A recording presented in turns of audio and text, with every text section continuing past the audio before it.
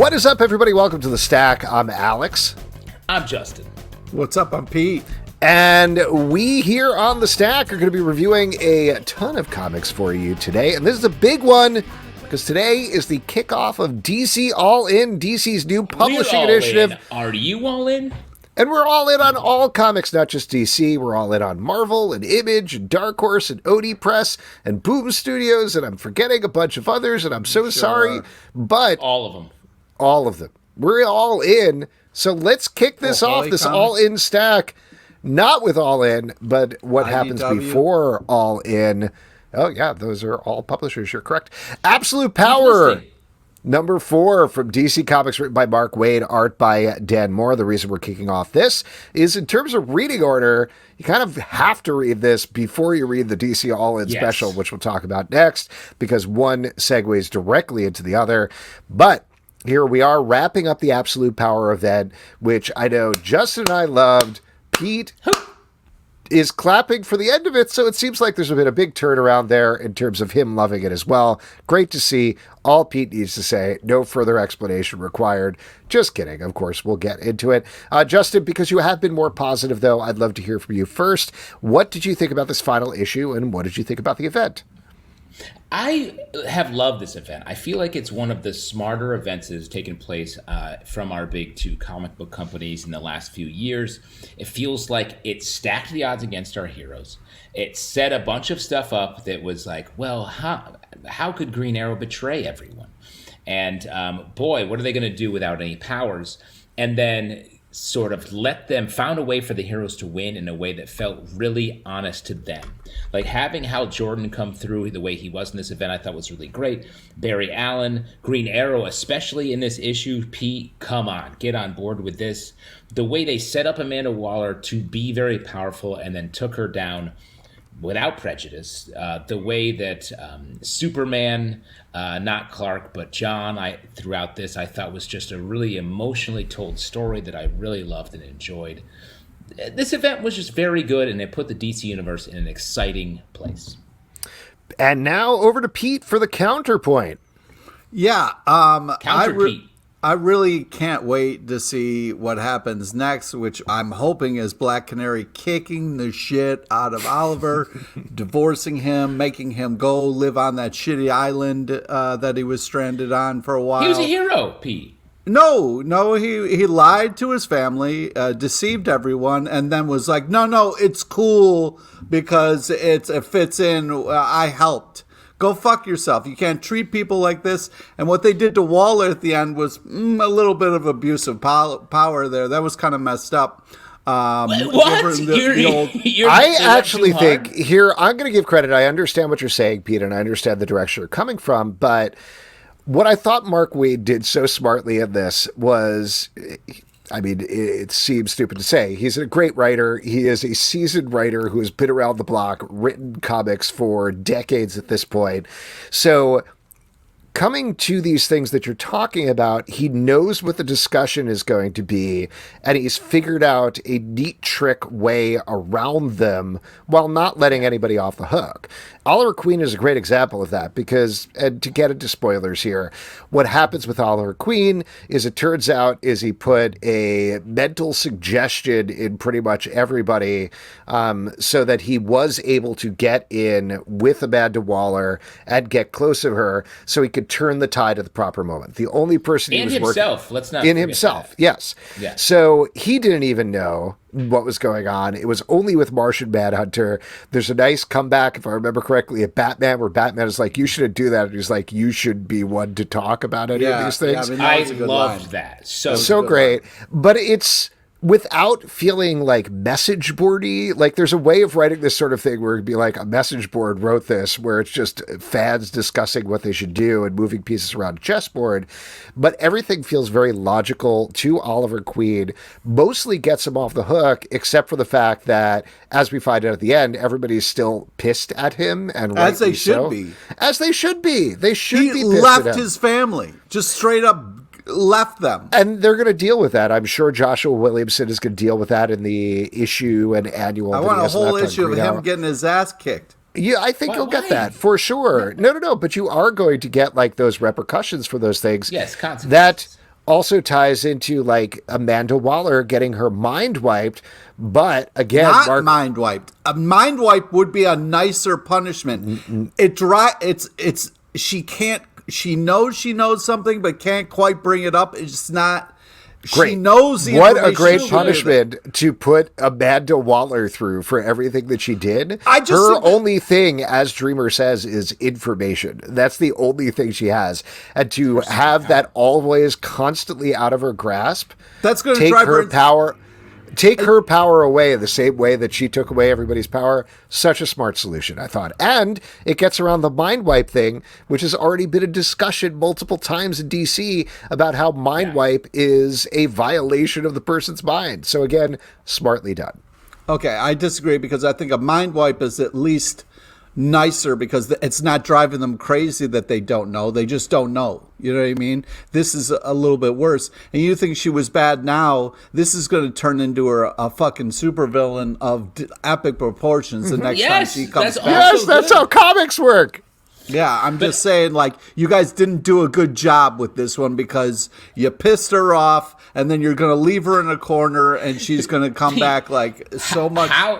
You were so mind wipe her. You dislike her so much. It's the smart thing to do. Mind wipe her so she can at least try to have something. All you talked about is how much you dislike her, and now you're like, you guys are being too mean to her. No, I just think there is what she did was awful, horrible. You know what I mean? But like messing with somebody like that is, I mean, it's a little petty. So now you love her. You're like, no, I don't love her. I don't. No, I'm not rooting for her. I don't like her. One last thing to throw out there that I'll laud this comic and Mark Waid's writing in particular, as well as the overall planning of the event. The overall idea of Amanda Waller consolidating all power under one person, who is her, as the driving force of the event, and all of the heroes being spread apart, separate, because the Justice League had disbanded, ending it with the Justice League getting back together, but becoming this Justice League Unlimited that includes absolutely everybody. A perfect encapsulation of the event. I don't think I've ever really seen an event that does, and I've expressed this gripe a million times with events, where it's like the last quarter of the event is always like, here's 45 other comics you need to check out. It does that, but also actually wraps up the story it's telling, and I thought that was great. Well, it literally ushers in a new age for the DC universe in a way where it's not like you don't need to pick up a million of these specific comics. It's just like, hey, things are changing. You're going to be excited about it, which is a much better storytelling device for me. I wanted to say just two things. The way that Dreamer came back here, I thought was awesome. I love how much Dreamer has become a central force of the DC universe. I think Dreamer's a great character. Definitely member of the Justice League. Shouts to you, Alex, with your slight cheat in our Justice League draft. But the Dreamer, I love that part where she talked about, like, I can't remember who it was, but one person kept dreaming of her to keep her alive. John Kent. That was awesome. Yeah. And I want to say, like, the depowering and power switching that is also spinning out of this is really interesting. We get a little bit. We have Barry Allen that is no longer connected to the Speed Force. That should be. And we see fire and ice are switched as well. That's fun. And like, see that is not just like that sets up a comedic thing. So they're speaking to the individual tones of all the characters here. I think it's just Mark Waid just knows. As Alex said, he's been around the block, which when you hear it, it's not really a compliment. Going around the block is very easy. And it's almost like, why? Who cares? I don't know. These city blocks? Boy, oh boy. Very easy. You've been around a country block, Alex? That takes way longer. Yeah, come on, Alex. You suburb kids. Barely even blocks. I don't think they have sidewalks out there. It's much harder. You could get attacked by a rabid animal, Alex. That's what my life is like. That's what my life is like.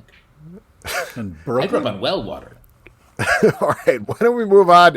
Talk about the DC All-In Special. This is a big 52-page flip book that takes place. This company, they love the number 52, I'll tell you. 52? But it is written by Scott Snyder and Joshua Williamson, art by Wes Craig and Daniel Sampere, but not at the same time, because one side is showing us the Justice League's perspective led by Superman. That art is by Daniel Sampere. Flip the book, you get Darkseid's perspective on the story from Wes Craig. Oh my and that God, actually takes place. So awesome. So we probably shouldn't talk about this first. Let's talk about remind me, there's something I want to ask you guys at the end, but what did you think about this book? Because pivoting off of Absolute Power, this is the mission statement for two different universes that we're getting. The main DC line, which is continuing, and then we get the new Absolute universe, which is kicking off next week with Absolute Batman. Well, I don't know what you're asking, but I'm No, I'm going to ask a question later. What did you think about this book? That's my question. Oh, okay, great. I really loved the second half. I thought the dark side perspective thing was so cool, and the Wes Craig art really kind of gave it this grimy kind of look that was just so awesome. Oh my God, I was just so blown away by, and kind of starting with this kind of crystal clear, everything's so sharp and shiny and new and nice, and then kind of turning it was such a really great choice. I was really impressed by this and blown away by what's to come. I'm very excited about it, and I'm a sucker for Wes Craig art, so yeah, this is just really up my alley. I'm very excited. It's funny to me. I also really enjoyed this. I like the way the front book was so bright, shiny, focusing on the ID card. We're sort of, I think they did a great job of Justice League Unlimited is sort of like the Legion-ifying of the DC universe. Yep, and then, slight spoiler about to be said for the end of the book. This Dark Side Legion is the villains that we're going to be facing off against, which I think is really smart. A lot of like smashing in between characters here, and epic, very traditional DC pockets of the universe are now going to be banging into each other. And then the other side, it feels like they were like, hey, Scott Snyder, what if Dark Knight's Metal, Dark Metal universe, but again... Nth Metal? but like a little, but very slightly less dark. And I will say, I'm like, yes, I do want that. I want the idea of they're doing their ultimate universe with Absolute that is darkened, that has like bad things surrounding it. And I think that's a nice take, rather than the ultimate being just like sort of a simplification of the main continuity. This one adds a flavor to it, which is inherently more interesting, I think. Well, and it also very similar to the way they're treating the current Ultimate Universe over at Marvel, though not in exactly the same way. I love the connection between the two. I'm very intrigued by the plot of it not being like, yeah, we have these comics and they have a plot going on with Darkseid, but that there is, I believe, like a 2-year plan here for an overarching story that's going to involve the Absolute Universe, the DC Universe, let them kind of stand on their own, but sort of weave back and forth. And it feels like the main DC line is going to be bearing the brunt of that story. But to talk specifically about the book, love the hook of Booster Gold in the Alpha story. I thought that was so smart to give it through this lens of a character who is from the future, trying to decide if he should stay in the past, and ultimately having to confront that conflict head on. And like Pete said, the Wes Craig art, nothing against Daniel Sampere, who I thought was phenomenal. It was awesome. Such a cool choice. But Wes Craig's art was like next level in the Omega story. So oh my God. Well, and let me say one more thing. I thought it was just a great positioning where you have the Daniel Sampere art with which is all bright booster gold, sort of a fun character, mostly just low stakes, kicking it around as a hero, up against the Wes Craig art with Darkseid, very much like all black and Kirby Crackle, just like in hell basically all the time. And like to pit them against each other in this book in that way and have them be sort of the characters that confront each other, I thought was such a smart light versus dark. And I will say, I really am on board. We talk about Thanos all the time and how like his logic was so interesting, especially in the MCU movies. And I think they're doing that really well here with Darkseid, giving him a like, I obtained Spectre so I could see all eventualities. And I was like, nah, don't like these. Dies and is remade now in the main DC continuity, potentially. Wink, wink. With the Absolute Universe as well on the side is such a great evolution of the character. I just want to Justin, you had said something earlier about flavors, and I just disagree because Absolute vodka I think is better when you don't get the flavored vodka. You know what I mean? I like it just kind of the regular. Right. When it tastes like potato water, right? I like getting the dark side Absolute. The question that I wanted to ask you guys, and I have an answer here if you don't immediately have an answer, which is totally fine. What order would you read these in? Like, what order would you suggest reading these in? I think the way I did it was light to dark, and I think it's better that way. Yeah. Although it almost is. Oh, I don't know. Now I want to try to read can I throw out to you? Yeah. Because I've thought about this a bit since I read it, because I agree with you, Justin, that I think you're meant to read the Justice League Alpha story and then the Darkseid Omega story. But in the middle of the Alpha story, when Darkseid comes in dressed as the Spectre with an axe head and everything and starts fighting everybody, I was like, huh? And I think that is kind of supposed to be your reaction in terms of, whoa, what's happening here? I got to know more about this. And then you jump back in time, find it out.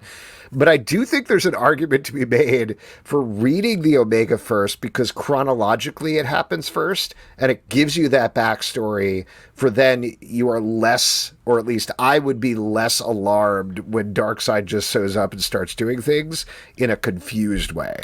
But so all I would say, my suggestion is read Omega up until the last page, then read all of Alpha, then go and take a look at the last page of Omega, because it's the same as Alpha, but with some nice That's hard to do, and I also think, and sorry, you just rip the pages out and put them in the right order. Oh, don't you rip art, you fucking asshole. I do think, though, the way it's set up is beautiful, because it starts with such a crisp, clear, happy, like, oh, just everybody's getting cards, yo, this is exciting, and then kind of taking this dark turn and hearing this gritty story, and I think that is, and ending there is such a. I do hear what you're saying, and it makes a lot of sense, but I ending with the kind of happy, kind of bright isn't as exciting to me. But Justin, go ahead. I'm sorry. I'd be curious if anyone read it in the Omega. I mean, the fact that they're titled Alpha and Omega is a big indicator of the order in which to read them. Sure. If you're speaking the real language here. But if anyone did read it the way Alex is suggesting, please hit us up, because I would be curious how that plays. Yeah. Why don't we move on to another big number one, Storm number one for Marvel, written by Murewa, Ayodele, art by Lucas Werneck. This is Storm's ongoing solo title. Lots of big stuff going down here as she tackles with a nuclear leak, or a seeming nuclear leak, in Oklahoma City, and has several big changes of status quo as she continues to fight mutant prejudice. I really like this issue, but I wanted to give a particular shout out to Lucas Werneck's art, which, and I say this, bless you, complimentarily, like every 5 pages, it stops for just like a pose, like a poster shot, and I loved it. Like, they're stunning, they're gorgeous. It's such a funny device. Not funny, but like, it's funny that they went for that, but it completely works for this book. I just want to, while we're talking about the art, this cover is just phenomenal, and it's a nice tone for all the cool stuff in between. But yeah, it does feel very pin-up-y, kind of posy a little bit with Storm, but this is kind of an epic Storm story, and it takes on a lot. But yeah, I'm excited for Storm's new role and the new digs. Yeah, I also kind of struggles with this thing about when she's addressing the people, and it's things that people in power struggle with a lot of, like, what's better, the truth or lie for safety, for the old safety, you know what I mean? So it's an interesting kind of dilemma to have Storm struggle with. So I also thought that was pretty neat. A lot going on in this first issue. I really love this. I think there hasn't been a Storm-focused book that has been able to combine the writing and give her that sort of goddess-level story that in a while, especially combined with an artist that is really doing that as well, showing Storm to be the icon that she is, seeing these big splash pages, seeing the transformations. Like a goddess, you see a lot of different versions of them. And this is the first time I've really, in a while, that I've been like, yes, Storm is a goddess. And the point of this book, creatively, is also that she's sort of taking that position on Earth. So I thought this was a fantastic, strong flag planting for Storm in the Marvel Universe right now. Hyde Street, #1 from Ghost Machine and Image Comics, written by Geoff Johns, art by Ivan Reis. Now, we have been reading stuff in the Unknown universe that includes a book that we're going to talk about later called Redcoat, as well as Junkyard Joe and Geiger and others. Yeah. But Ghost Machine has a bunch of different interrelated comic book universes, and their horror universe is kicking off with this that posits. This isn't exactly the concept, but basically, like, what if there were a bunch of different horror hosts that were living on the same street and they all had to compete with each other for souls and things?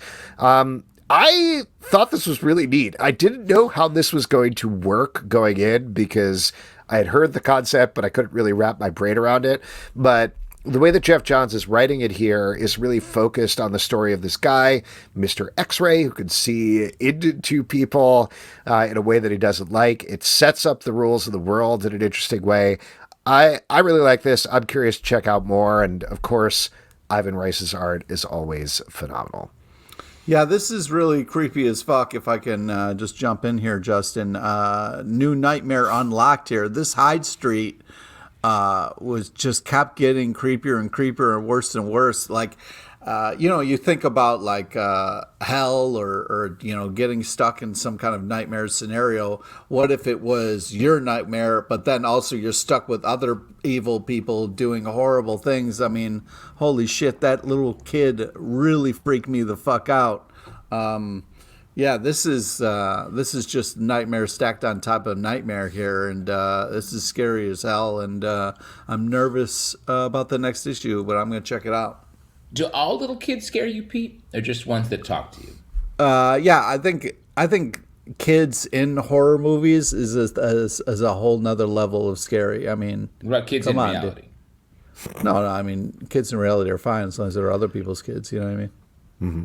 What was that song? We're the kids in reality. Oh, we're the kids in reality. Oh, we're coming. Yeah, you should probably sing more of it. Yeah. What did you think about this, Justin? It was weird. It was like purposefully weird, but it worked really well. It does set up a nice sort of open world universe of how these almost like a game, and we get a scoreboard at the end, which I like. Some of the names that I guess are Mr. X-Ray is going to be going up against. Miss Goodbody reminds me of Mr. Goodbody. Anybody? Canadian Slim television? Goodbody, yeah. It's terrifying. Yeah. Sisterhood, Zirkus Clown, The Butcher of Hyde Street, Lady Lost Eyes. These are great nightmare names. And I'm looking forward to watching Pete sleep less and less the more we cover this book. This is fucking... And it's a fun kind of idea of like... in the back of the old magazines, they had all these kind of like rip-off things that you could send away for, and like. Did you ever order? Did you ever order for those? Yeah. What'd you get? Sea monkeys? You got sea monkeys, right? I think everybody got sea monkeys, bro. Don't you know what I mean? Like that we ordered the liquid smoke, which is maybe the worst one. Yeah, I had the liquid smoke and too. Our parents had just finished carpeting our upstairs, which is where my brother's room was, their room was, and we had just gotten it. And the way liquid smoke work is it's just oil. It's oil on your hands that you're just like broadcast out, and it doesn't look like smoke at all. It's such a fake. And my brother was like, "Look, Mom," and we're like this, and splashed oil on the brand new carpets that was still there the day we moved out of the house. Like he almost was thrown into life jail. Yeah, I bet. Oh my God. Let's move to another horror book. DC Horror presents Creature Commandos #1 from DC Comics, written by David Dastmalchian, art by Jesús Hervás. This is not exactly the team that you're going to see in the upcoming Creature Commandos animated series, though David Dastmalchian is one of the characters, I believe. Who's going to show up there? Maybe not. He was Polka Dot Man, and I don't think he's on that team. I don't know what I'm talking about. Anyway, this is a bunch of monsters, and they team up, and there you go. Yeah, but this is a darker take. I mean, that whole thing, and spoilers, but when Frankenstein puts like a bazooka up to his head, I mean, I was just like, yo, what are we doing here? This is crazy. That's so Frankenstein. I don't know. That's so Frankenstein. Yeah, but overall, I felt like this is very interesting and creative. The art is really the best part, though. Some real cool character designs. This felt a little messy to me. I was surprised, given that Creature Commandos is like a big thing in the DC television universe.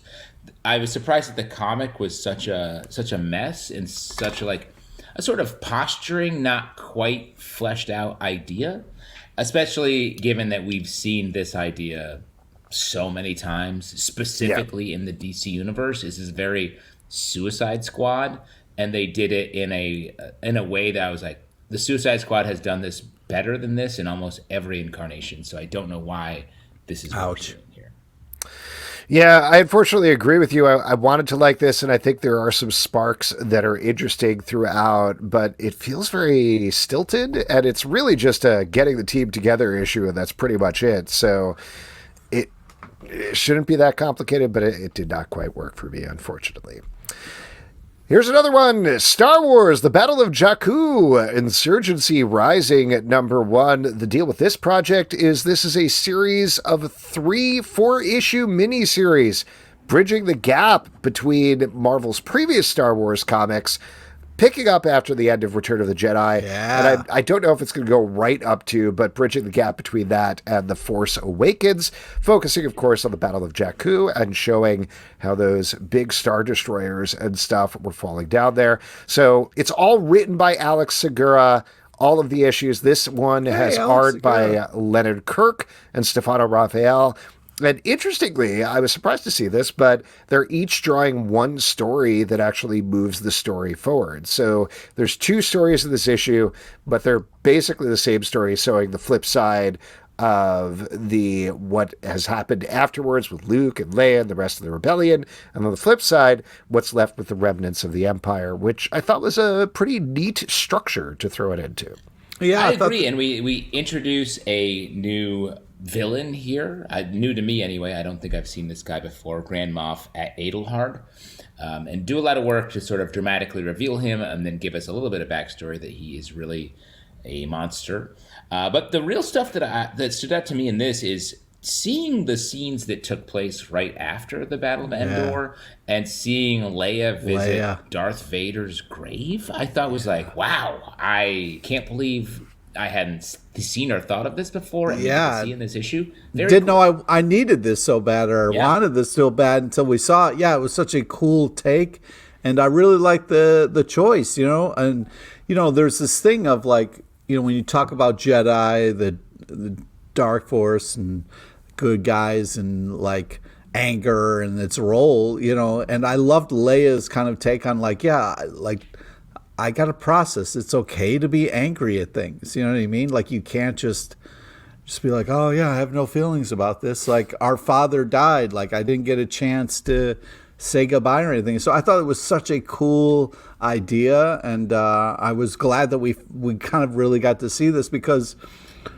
that's the fun thing about comics is they can kind of give us these moments that after the movie and after the big thing. And it makes sense, too, that, like, Darth Vader wasn't the only bad guy running everything. You know what I mean? There are other people doing stuff. And so I thought this was, just because you get rid of one guy doesn't mean like, oh, well, it's all over. We can go back to our lives now, So I cool. really, just to add on to what you're saying, that was the big idea that really struck me here that I like a bit, because I'm not usually a big fan of like, no, it's more complicated than that, and let's really get into it. But here I think it works, and it works for Star Wars, just the basic idea of we blew up the Emperor.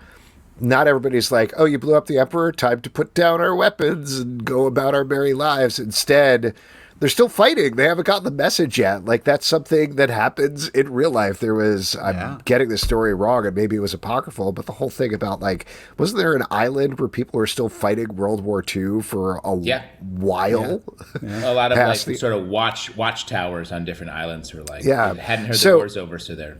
So this is the idea that it's playing off here, and I think it's just a smart, fertile place to put a Star Wars story. So I'm excited to follow this. I think this is a great start.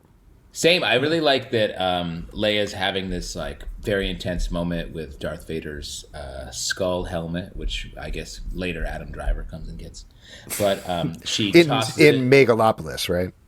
Yeah, I believe that's what his whole deal is. He talks to someone live in the theater, and then it's like, well, gotta go get the helmet. She throws the helmet and is like, I'm done with this. And she's like, my family's waiting. And we see her looking at like a bunch of Ewoks partying. And I was like, the idea that she's like, later, Dad, I gotta go party with these little furry dudes. That's Pete's dream, basically, right? Yeah, exactly. I mean, I hear what you're saying, but I also think it was pretty cool. And yeah, I'm still yelling, being like, yo, you're going to raise a fucking monster. Like, you guys should really try to be better parents, So are you talking to me and Alex or Leia? Well, now that we're talking about it, yes. But also,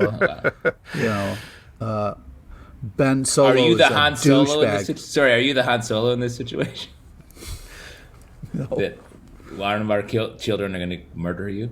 No, he's the guy who comes back in the first Terminator movie and is trying to warn us, and we're like, no way, we're going to fuck you anyway. That's right. And we all know that Pete's actually Chewbacca.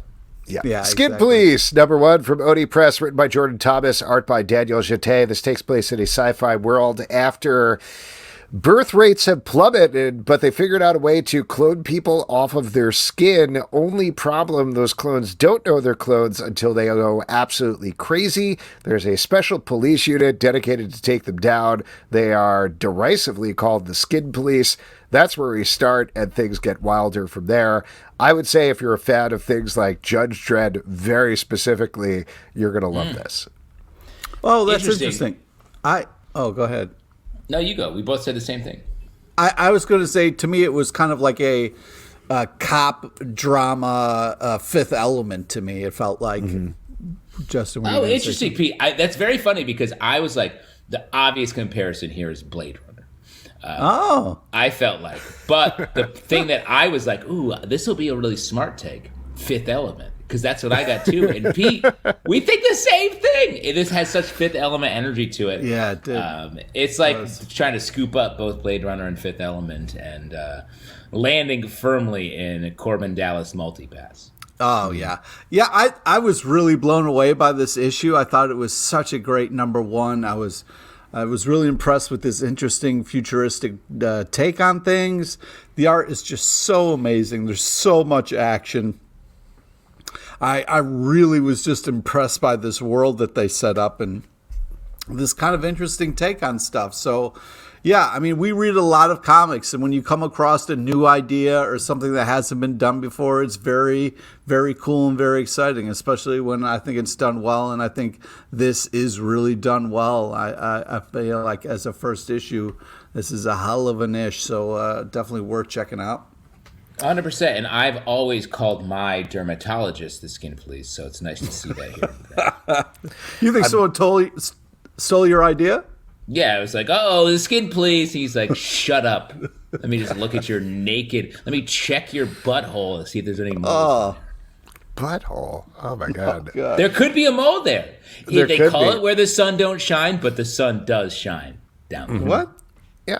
And it's a hole, and as we know, moles live in holes. DC's I Know What You Did Last Crisis, #1 from DC Comics, written by Kevin Scott, Nathan Kinyanen, Ashley Allen, Matthew Levine, Dead to Dio, Rachel Pinellas, Dave Welgos,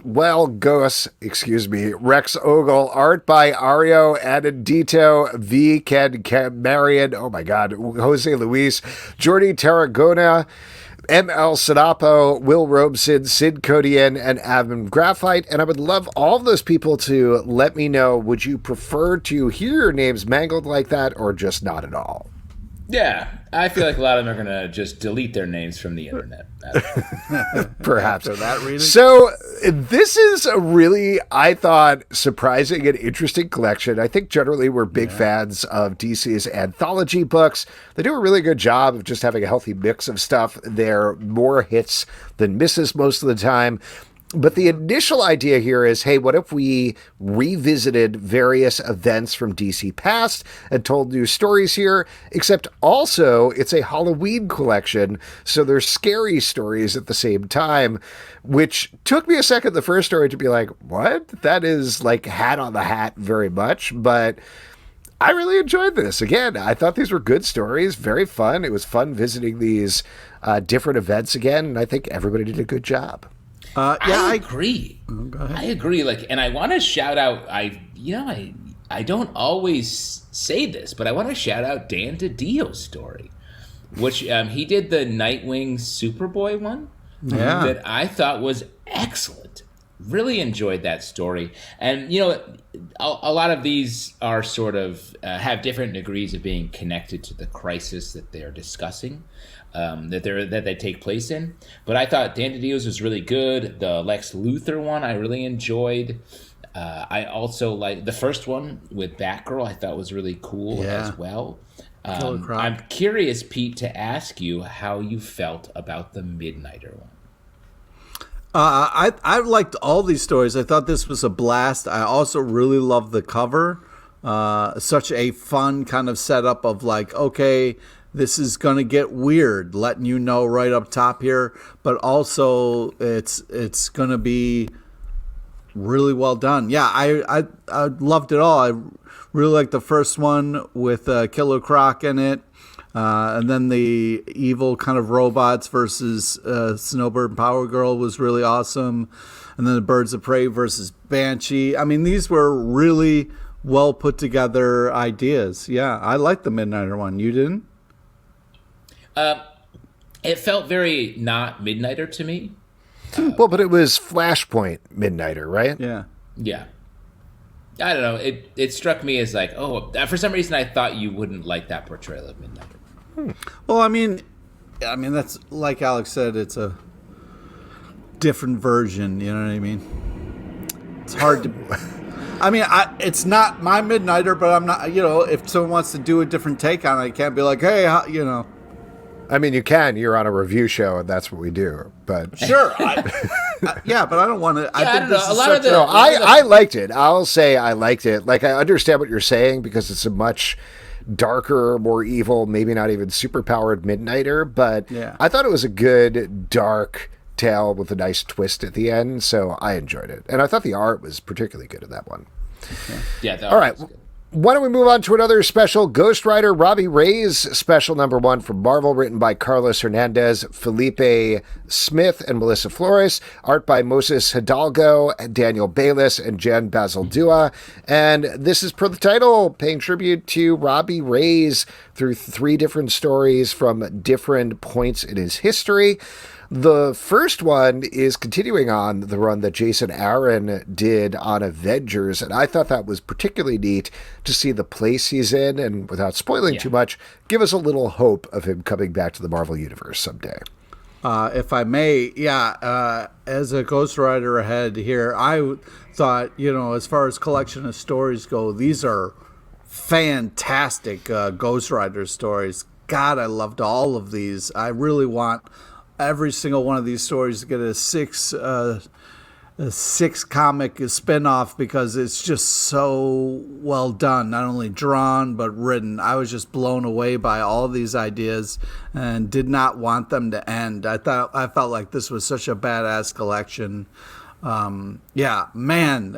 really love the little kid swearing at Captain America. Oh, that was so great. Oh, I had such a fun time with that. But man, more please, Marvel. More of this, more please. In a world where we're often, especially it's you, pronounced Alex. In a world.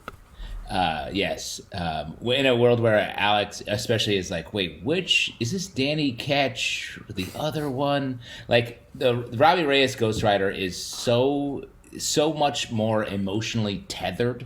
There's so much more of a character there. And I really like, especially the first story that you highlighted, Alex. I miss this Ghost Rider. I hope we can get him back soon. Yes. But I agree. I liked all 3 of these stories. I really like Phantasma as a new character. I would love to see more. You are going to see more. Phantasma is going to be in the new Champions comic book that's coming out in January, I want to say. Could be wrong about that. But yeah, should be cool. Wish granted. Wish granted. And then let's see what gets taken away from you when the monkey's paw closes. It's a monkey's paw situation? Always. We are always running a monkey's paw on this show. You know that. That's how we started the show. We're like, I wish to be trapped in a comic book podcast for the rest of my natural life. A lot of fingers on that monkey's paw. We've made a lot of wishes. Who's gonna die that monkey first? had a weird amount of fingers. That was one fucked up monkey. A lot of them are toes. Monkey's like, I can't curl anymore. The creepy. We just have a whole monkey. We have a whole monkey. It's like its head is bent.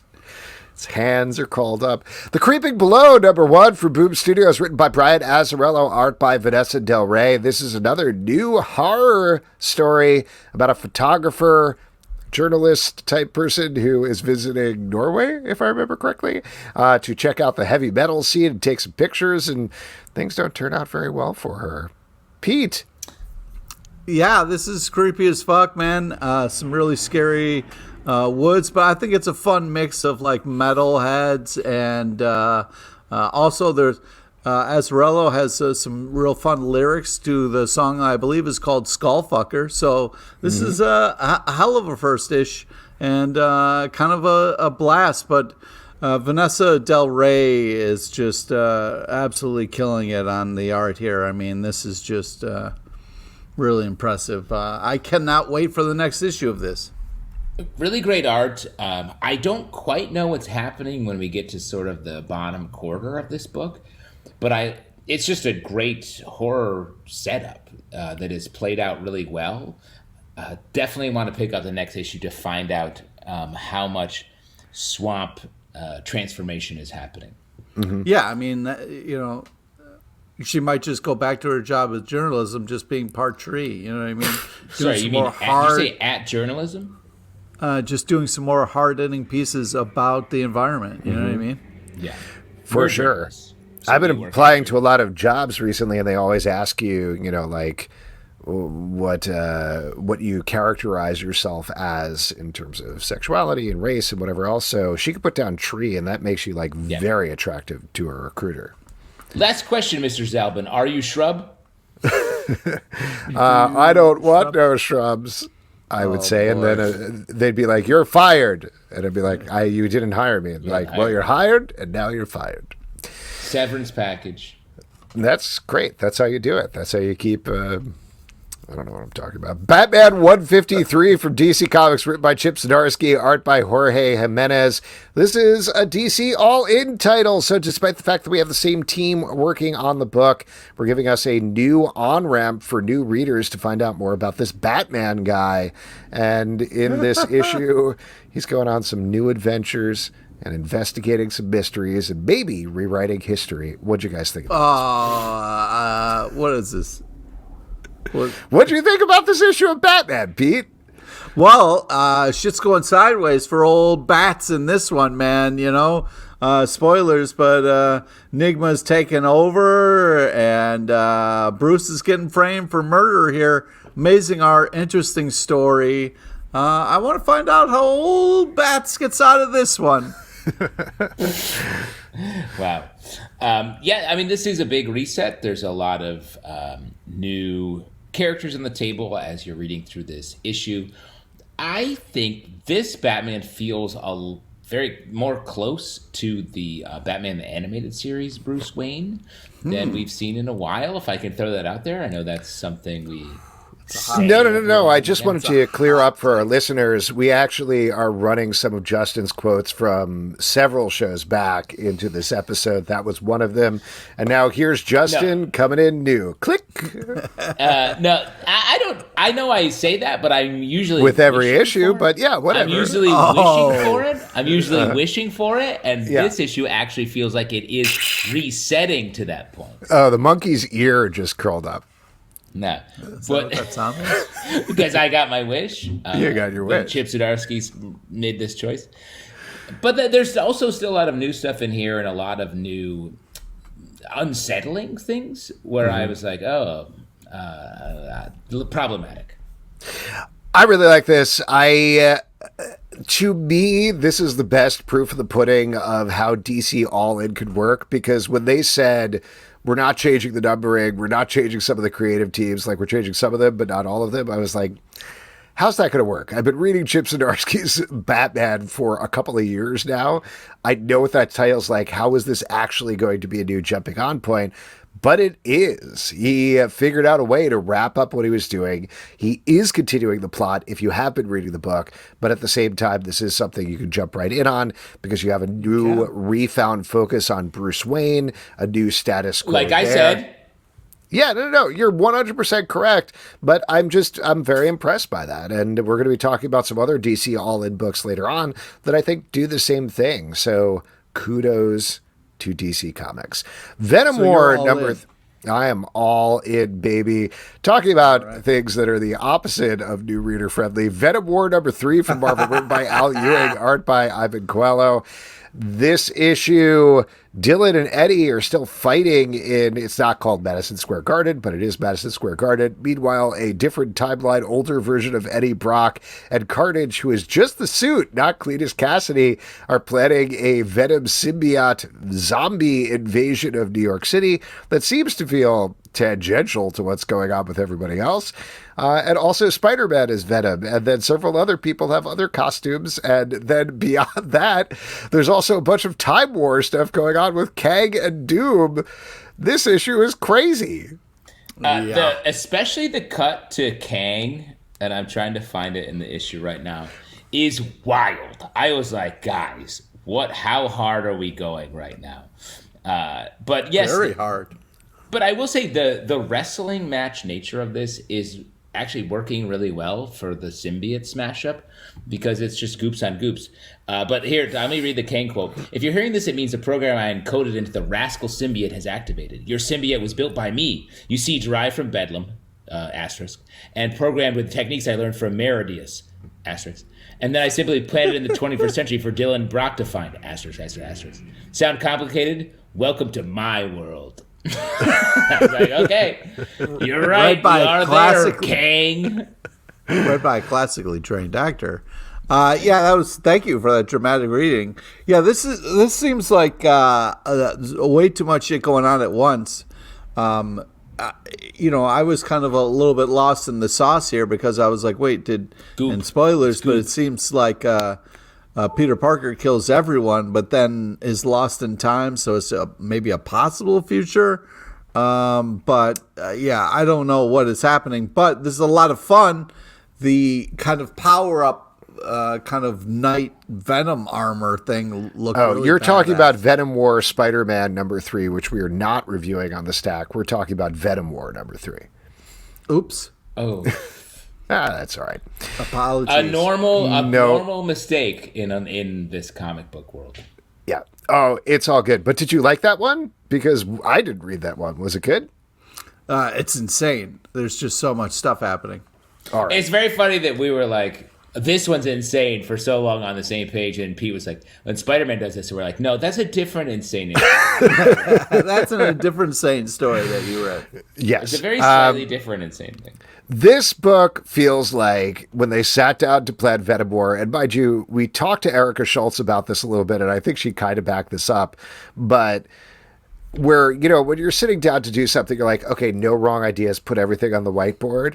And then at the end of the brainstorming section, they're like, great, so we're doing all of this, right? Like literally everything that's on the whiteboard, put it in the book. Here we go. It's like that Gremlins 2 sketch. Yeah, our lunch order sketch. Yeah, it's in the movie. That's basically what this is, where I'm like, stop adding ideas. This is too much, man. I mean, like you were saying, Justin, it's fun. Like, clearly Al Ewing is having an absolute blast with this, but at the same time, it's just like, I think we're ending up with an all-new Venom at the end of this, and that is great to me. Let's just get a Venom who is like, I swing around the city, eat a couple of brains here and there, and I'm good. Let's go. No crazy time travel or anything else, but I guess we'll see. Teenage Mutant Ninja Turtles Night Watcher, number 2 from IDW, written by Judy Ba, art by Pharaoh Pei. In the previous issue, we found out that Jenica was the Night Watcher in the mask. She's a vigilante on the streets who is bringing hope to Mutant Town. But oh boy, that is not all that's going on in this title, as we get a wild bunch of information here in terms of what her suit is and how it works, which I'll tell you what, wasn't expecting. Yeah, definitely. Agree. This was like a very interesting origin story that I thought was like not at all going to be what it was. But I actually thought the emotional beats, especially once we Jenica sort of gave up her identity, was really interesting. I really liked the way it came through the cops sort of moose POV as he found Jenica giving up herself. Yeah, it was really cool the way that kind of like Jenica found her strength in her identity through this kind of costume and outfit, because historically Raph had a similar outfit and he was kind of running around being a vigilante, and so this was kind of like, I thought that that's where the story was going to be going, but like this was very cool kind of twist and fun thing for Jenica, which I love what they're doing with Jenica in the Teenage Mutant Ninja Turtle books, and it's just becoming my new favorite turtle, which I never thought I'd say. Wow, so Pete. Just really I'm so sorry, impressive. Pete. Raph is here and he heard you say that. That's horrible. I was going to reveal him in a minute, and I can't believe that. God, he's so mad, and he was mad before. Yeah, he took his pizza and left. Oh, man. And he likes pizza the least of the four. Ba is writing the crap out of this. This is really awesome. I also really love the art. But, yeah, to me, Teenage Mutant Ninja Turtles works the best when you're injecting a little heart in these stories here and talking about universal struggles. So, yeah, super impressed with this. Raph, it's just $10 for the... Oh, he's not even paying. He's not even paying for the pizza that we ordered. That's fucked up. You know? Wow. He is rude. He's rude. He's rude. No one talks about it, but cool. No, he's not cool. He's just rude. Raffaele is just rude.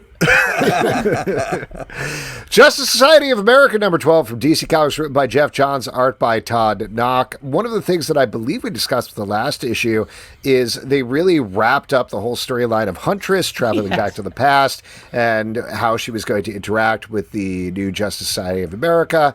What were they going to do in an additional issue? And the answer is none of that. I mean, well, mostly none of that.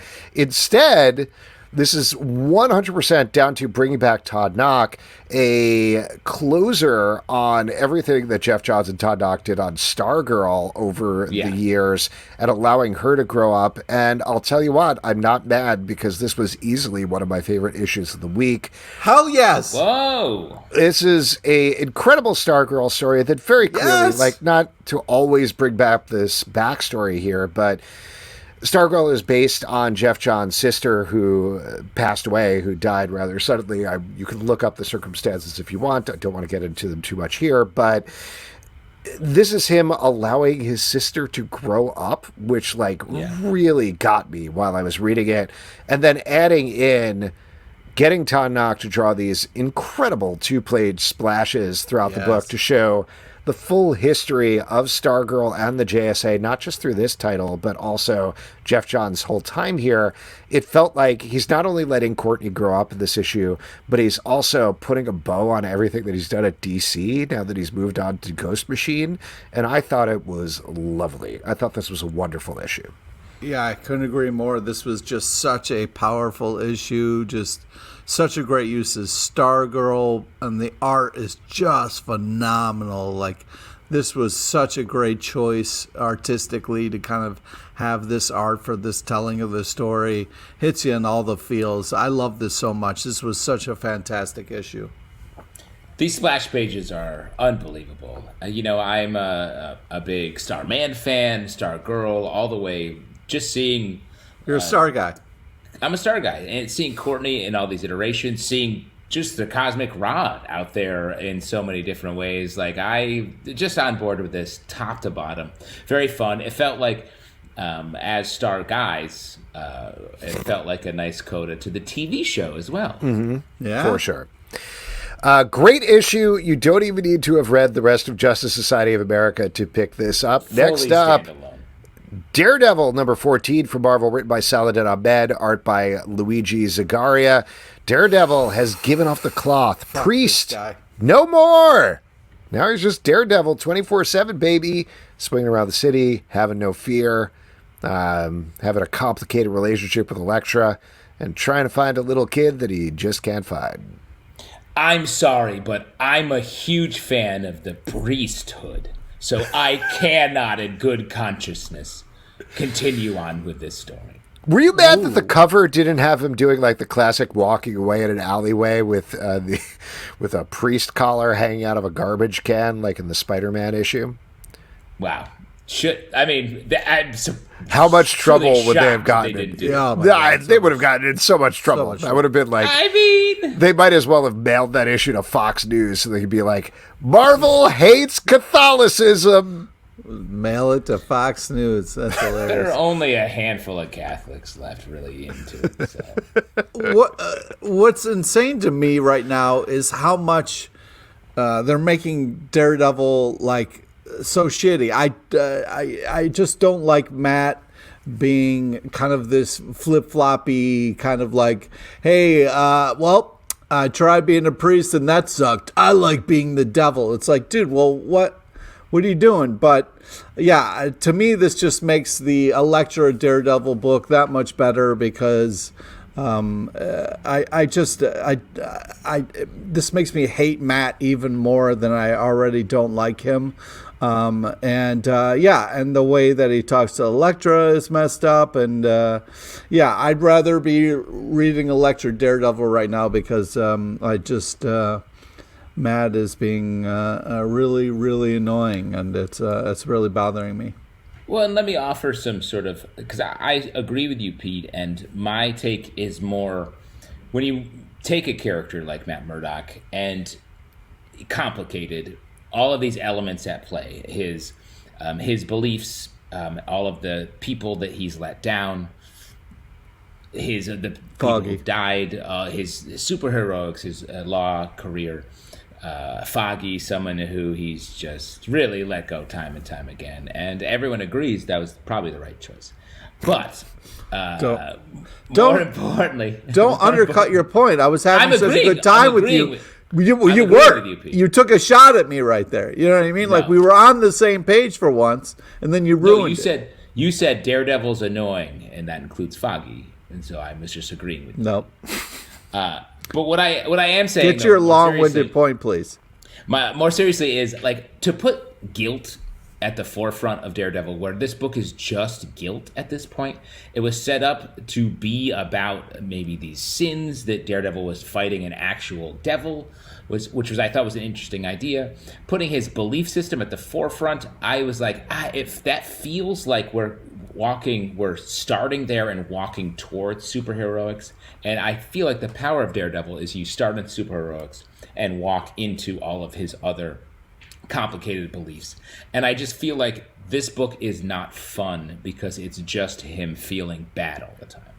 Well, here's the thing. Like, I used to think Daredevil was a great hero, but now they're just making him into a quitter. You know, like he, had this whole setup and then he said, fuck you to Elektra and to everybody and to Foggy especially, and said, I'm going to just ditch all of you and be a priest now. And then all these kids and these people depended on him. And then he goes, you know what? Fuck you guys. I'm bored of you. And he just ditches all of them. And then he's like, I'm going to go back to being Daredevil. And I loved how Elektra was like, don't touch me. He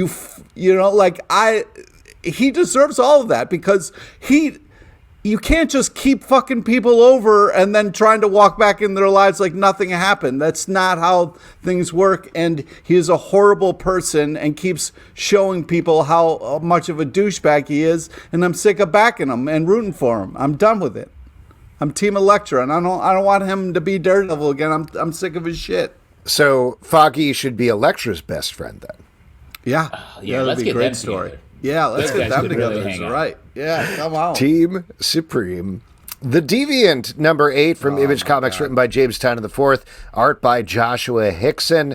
This is about a serial killer who trusses people up and dresses them up like Christmas trees. Meanwhile, tying into a bunch of things about burgeoning sexuality, particularly burgeoning homosexuality and the intersection there. This is such a smartly written, complicated, upsetting book that I believe the next issue is the last issue.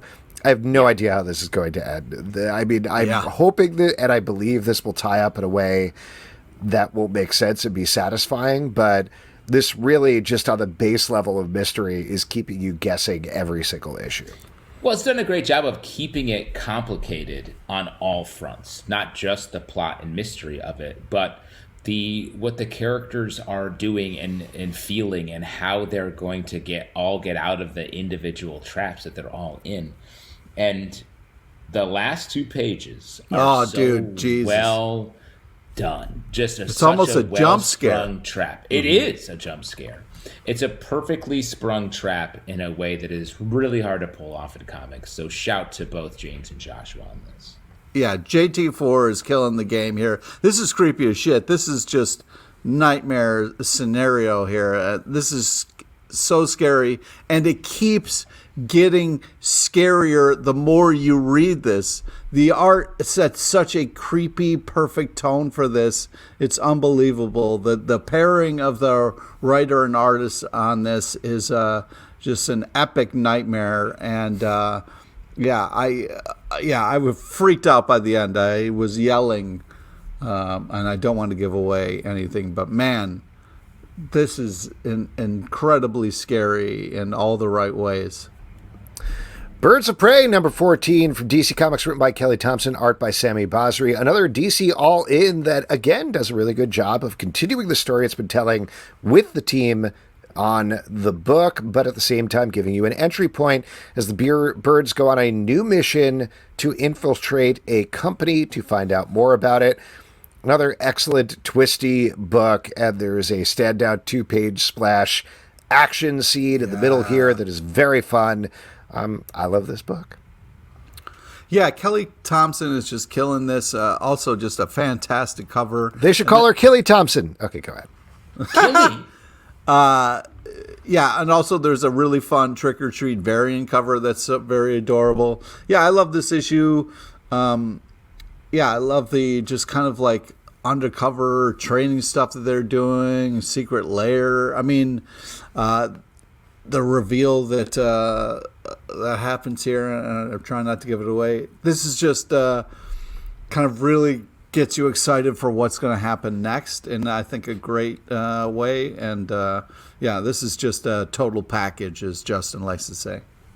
I think this is a total package, as Pete likes to say.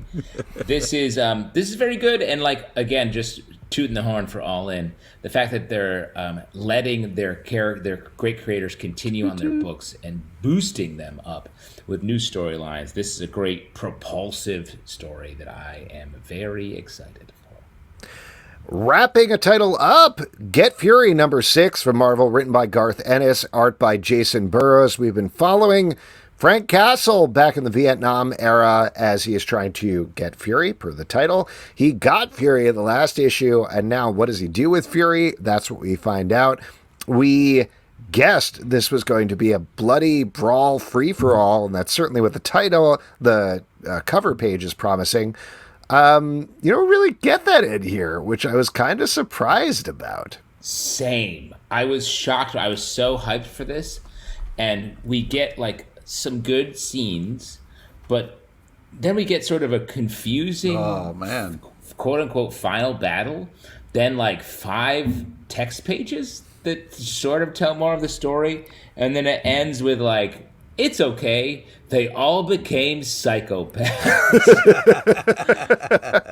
Which I was like, wow, weird take on the end of this. Yeah, I thought you were going to say it ended with them being like, Vietnam was crazy, bro. Like, you don't even know. I mean, that's definitely the vibe. It's sort of like we talked a lot about how we thought the narrator was going to be someone who would die at the end. Instead, he's just like, nah, I'm probably fine. Yeah, it takes a lot of weird turns, especially when it was like, hey, what happened to those two broads over there? And then you just pan over and they're just laying there dead. I was like, oh, come on. Characters that were built up to be meaningful, that we killed. Yes. And they're literally just killed off panel, and we only see their mutilated corpses. I was like, woof. Yeah, I was really hoping for more here of a team up, and yeah, because it's one of those things where you look at the cover and you're like, sick, I want this in my life. This looks awesome, but we don't get that, and then they make you read a lot, which I wasn't excited about. So nothing like when you think you're going to get Punisher or Fury teaming up. Fighting their way out of the jungles, of Vietnam, but you just got to read about an interview that happened one time. To be clear, there's a lot of text pages in the middle of the movie. Yeah. This is still well done. I will still say Garth Ennis writes war comics better than pretty much anybody else. I assume at least part of his point is, war is messy and it doesn't have neat resolutions to its storylines or anything like that, but as a person who appreciates fiction, this was leading up to them fighting their way out of the jungle, and that was the catharsis you need, even if it's like, oh man, these two ladies died in the process, which, again, may be kind of unnecessary, but I don't know. It's not satisfying, even though it's well done, and maybe that's the point. War, man, Yeah. Red Coat, number 6, from Ghost Machine and Image Comics, written once again by Geoff Johns, art by Brian Hitch. Our title, Red Coat, has been taken captive by Benedict Arnold and is going to be sacrificed in international waters to gain the power of the sun or something. But things go crazy wrong, and sets up the new status quo for the second arc, as well as potentially a new villain. This is a silly, fun series, and I have a good time reading it. Brian Hitch, good artist. Agree, and they do a lot of American mythology stuff here with a red coat. Bad things happening, touches American soil. He's like, everything's feeling right. All of a sudden, I was like, oh, nice. So really feeling the patriotism here. Yeah, I really was impressed by the way this kind of wrapped up and came together. I thought that it was a great story. Loved all the action in this issue. And, it made me kind of... I felt like along the way it got a little weird, but I felt like in this issue really kind of did a great job of kind of righting all the ships, if you will. And there are ships in it. Yeah. So there you go. Yeah. The Nice House by the Sea, number 3, from DC Comics, written by James Tynion IV, art by Alvaro Martinez Bueno. We discovered in the first issue that the house from the previous series is actually linked to this new house. And I gotta say, 3 issues in, I am shocked how little time we're spending with the Nice House by the Sea. This is straight up the Nice House by the Lake part 2, and that's pretty much it. So if anything, I'd like to get back to the new characters and find out more about them. Maybe we will in the next issue. But this is also a huge mythology issue that lays out a lot of what has been going on in both series. Still great art, still great writing, very unsettling throughout. Yeah. Yes, it's hard to tell exactly where we are in the story at every moment. But it's still, like you're saying, Alex, really compelling. The themes and vibe is there. And it's funny to me, to your point, that the back page is a guide to the characters from A Nice House on the Lake. And I was like, what about the Nice House on the Sea guys? I want to see them. Yeah. But I do think it is coming back that way. I think whatever work needed to be done to set up what's happening, I think has been done.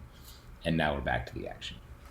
Yeah, this is another scary issue. The art is so good. I feel like they're doing such a great job of heightening and intensifying kind of where they started and kind of how little we understand of what's about to go down. So, yeah, I'm scared and I'm nervous, and I'm interested to see what happens.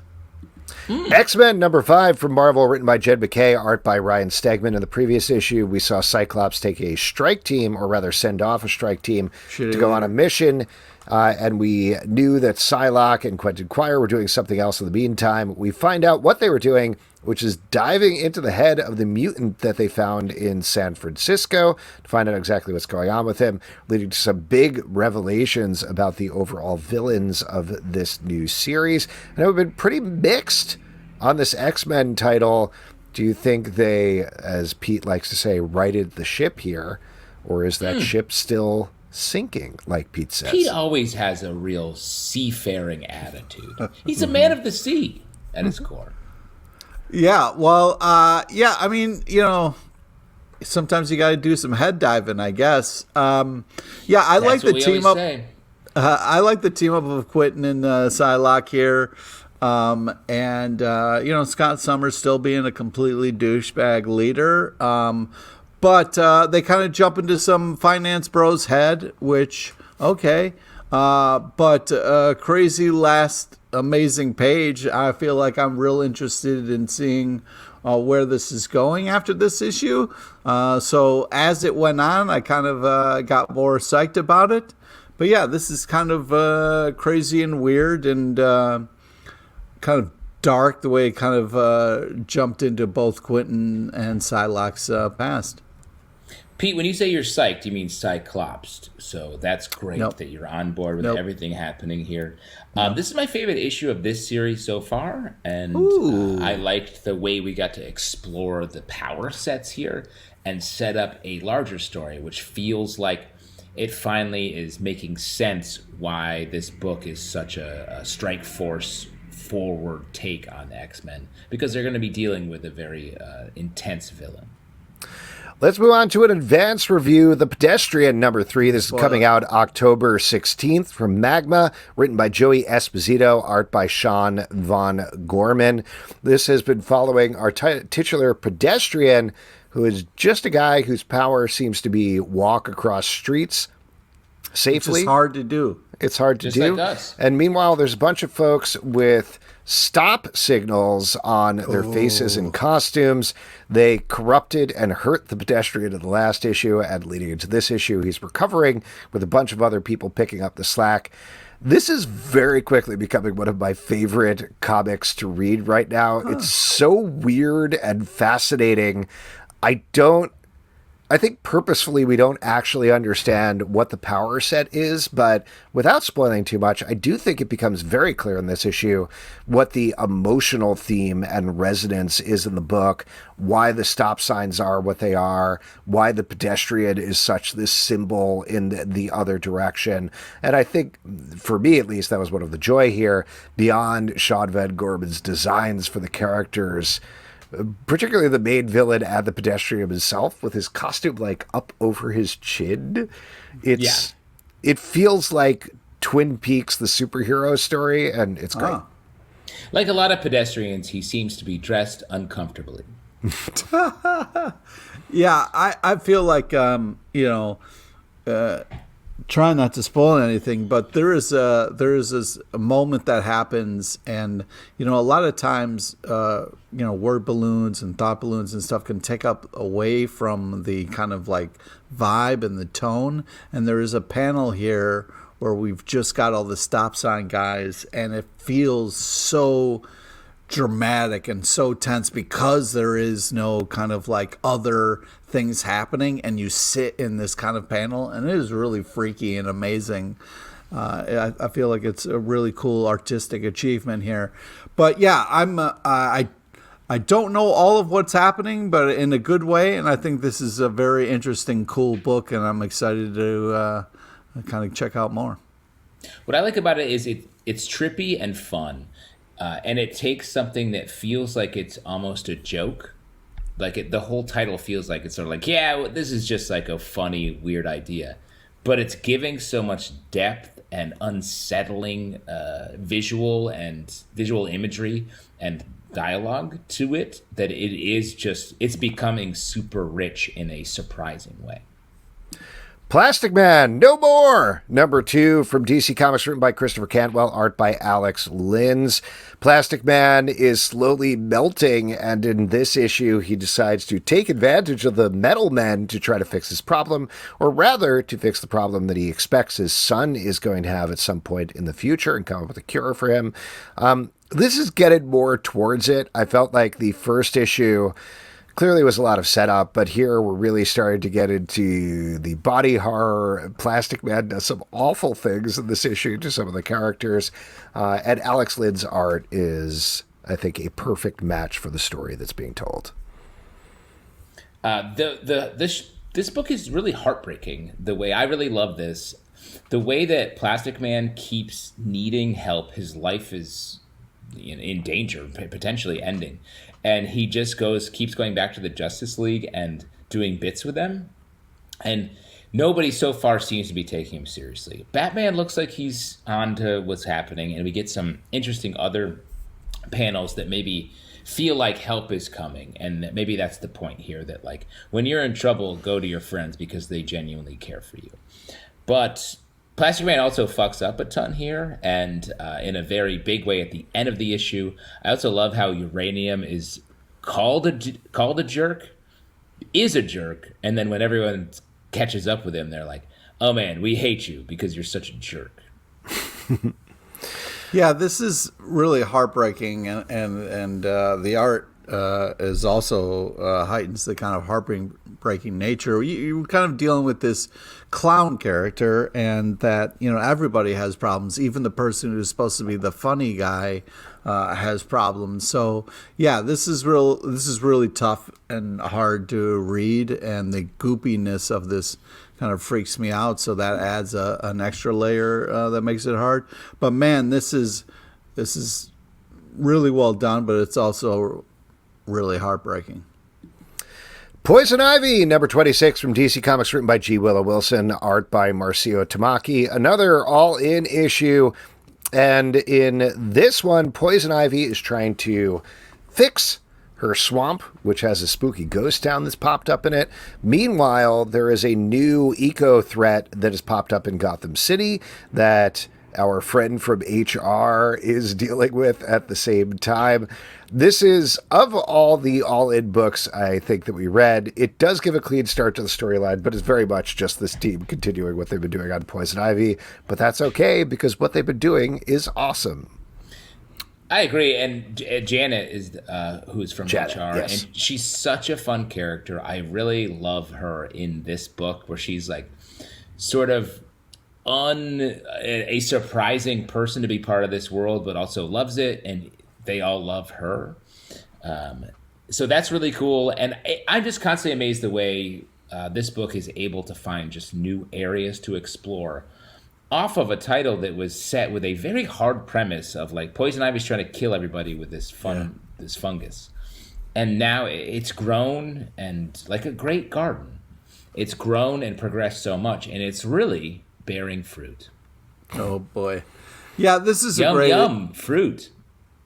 This is a great issue, and I agree with the Zelvatron. This is a good jumping on point here for this. If you've been hearing great stuff about Poison Ivy and want to get in, do it now. But yeah, I love the setup of everything that's happening here, and cool twist at the end that I thought was awesome. Yeah, I think, sometimes, ghost town grows in your garden, and you got to explore it, man. You know what I mean? Mm-hmm. And last but not least, Shazam, #16 from DC Comics, written by Josie Campbell, art by Dan McDade. Another all-in issue from DC, and this time we've got Shazam and Mary Marvel and Freddy, a.k.a. the Commander. Is that what he's calling himself? Yes. Yeah, sure. Anyway, they're going out. Because it outranks the captain. Exactly. This continues to be very fun and funny. Josie Campbell is writing a great Shazam and Shazamily thing, and this is the only Shazam that I recognize in our current world, to be honest. There we go. That makes sense. Topical. What a fall from grace. What a fall from not even grace. But yeah, it's like tripping off the bottom step on a staircase. Not to take away from this issue, though, this is a great issue. I really love the art. It sets such a fun tone. Love the action and the writing. Cool last page villain reveal. Yeah, I love all the family stuff. This is such a great issue of Shazam. If you like Shazam, I really think you'll love this issue. It's a fantastic-ish. Yeah, there's some great comedy in here as well as nice action, and the way that they are able to use the Shazam power set to be different. I feel like often Shazam becomes like Superman, but adolescent, and this is adding layers and nuances to it that are really nice. And that is it for this week's show. If you'd like to support us, patreon.com/comic book club. Also, we do a live show every Tuesday night at 7 p.m. to Facebook and YouTube. Come hang out. We would love to chat with you about comic books. Apple, Spotify, Android, or the app of your choice to subscribe, listen, and follow the show at Comic Book Live on Twitter/X, Comic Book Club Live on TikTok and Instagram, comicbookclublive.com for this podcast and many more. Until next time, we'll see you at the Comic Book Club. And a reminder that you should be visiting the Skin Police about once every 6 months to get a checkup. Really? Right, Raph?